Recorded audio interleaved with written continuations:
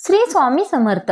काही लोकांना सवय असते भूतकाळातील, वर्तमान काळातील आणि भविष्य काळातील सतत काळजी करायची, चिंता करायची. एक लक्षात घ्या, भूतकाळात ज्या गोष्टी घडून गेल्या आहेत, आपल्या आयुष्यात ज्या काही घटना घडल्या आहेत, त्या आपण काळजी करून बदलू तर शकत नाही ना. आणि भविष्य काळातील चिंता करून आपण आत्ताचा वर्तमान काळ खराब करत असतो. काही लोकांना वर्तमानात जगण्याची नाही तर भविष्य काळातील चिंता करण्याची खूप सवय असते. माझे पुढचे आयुष्य कसे असेल, मला यश मिळेल की नाही, माझे कोणतेही काम होईल की नाही, अशा अनेक भविष्य काळातील समस्या सतत मनामध्ये घेऊन चिंता करण्याची सवय अनेक लोकांना असते. माणसाने जीवन नेहमी वर्तमान काळात आनंदी जगले पाहिजे. कधीही ना भूतकाळातील काळजी ना भविष्य काळातील चिंता असावी. वर्तमान काळात आपण स्वतःला डेव्हलप करत राहिले पाहिजे. वर्तमान काळात आपण कष्ट, मेहनत आणि आपल्या कर्मावर विश्वास ठेवला तर भविष्य काळाची चिंता करण्याची गरजच नाही. कारण कष्टाचे फळ हे नेहमी गोड असते. त्यामुळे भविष्य काळ हा चांगलाच असणार आहे. तुम्ही कितीही प्रयत्न केला तरी तुमच्या मनातून भविष्याची चिंता जातच नसेल, भविष्याची अतिरिक्त चिंता, टेन्शन यामुळे वर्तमानात अर्थात आजचा दिवस एन्जॉय करतच नसाल तर ही तुमची सर्वात मोठी चूक ठरू शकते. विश्वास बसत नाही का?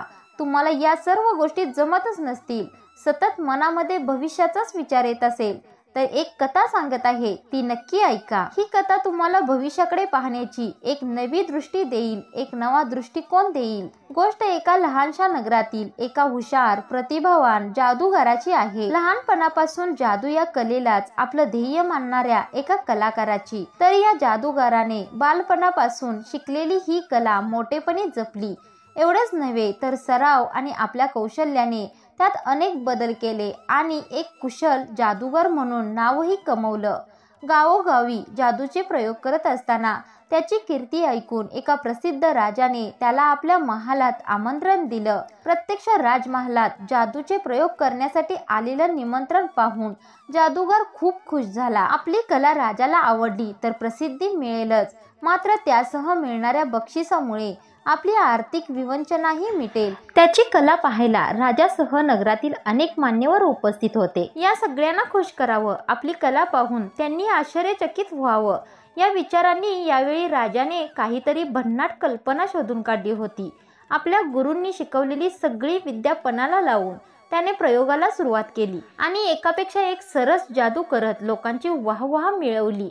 अखेरीस राजाला खुश करण्यासाठी त्याने एक प्रयोग सादर केला आणि कोणाच्याही लक्षात यायच्या आत जादूने राजाचा मुकुट गायब करून दाखवला. हे आश्चर्य पाहून उपस्थित असणाऱ्यांनी टाळ्यांचा कडकडाट केला. मात्र राजा प्रचंड खवळला, रागावला. प्रत्यक्षात राजाकडून कौतुक मिळवण्यासाठी जादूगाराने हा प्रयत्न केला होता, मात्र त्याचा परिणाम भलताच झाला, उलट झाला. राजाला या जादूमध्ये स्वतःचा अपमान झाला आहे असे वाटले. या अपमानासाठी राजाने जादूगाराला 7 दिवसाच्या कोठडीची शिक्षा सुनावली आणि त्यानंतर त्याला फाशी देण्यात येईल असेही फर्मान सोडले. राजाच्या आज्ञेप्रमाणे सेवकांनी निरअपराध जादूगाराला तुरुंगात डांबले. 7 दिवसांनी आपला मृत्यू अटळ आहे हे ठाऊक असूनही जादूगारच्या चेहऱ्यावर कायम स्मितहास्य होते.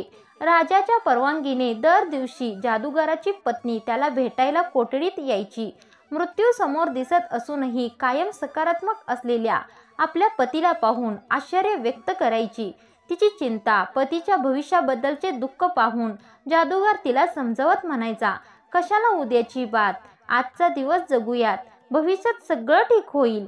अखेर 6व्या दिवशी अर्थात फाशीच्या 1 दिवस आधी जादूगाराची पत्नी त्याला भेटायला आली. कोठडीतही रमलेल्या जवळील साहित्याच्या आधारे जादूचे नवे प्रयोग करणाऱ्या आपल्या पतीला पाहून तिला आश्चर्याचा धक्का बसला. मात्र आपल्या पत्नीला रडताना पाहून पुन्हा तो हेच म्हणाला, दुःख कशाला करतेस, प्रत्येकाला केव्हा तरी जायचंच आहे. मी या 7 दिवसात कोठडीतही खूप काही शिकलो आहे, तू धीर सोडू नकोस. अखेर त्याच्या फाशीचा दिवस उजाडला. फाशीपूर्वी राजा जादूगाराला भेटायला कोठडीत गेला तेव्हा जादूगार त्यावेळेलाही आपल्या प्रयोगामध्ये रमला होता. गोंधळात पडलेल्या राजाला जादूगार म्हणाला, मला मृत्यूची भय नाही, की दुःख नाही, मात्र दुःख या गोष्टीचे वाटते की वर्षानुवर्षाचा माझा प्रयत्न अपूर्ण राहणार. माझ्या गुरुने मला एक खास विद्या शिकवली होती, त्यानुसार मी उडणारा घोडा बनवण्याचा प्रयत्न करत होतो. केवळ एका वर्षात माझा हा प्रयोग पूर्ण होणार होता, मात्र फाशीने माझं स्वप्न पूर्ण होणार नाही. हे ऐकून राजा विचारात पडला. खरंच या जादूगाराने उडणारा घोडा बनवला तर त्याचा फायदा राज्याला होईल. त्या घोड्याच्या बळावर मी अनेक युद्ध जिंकेन.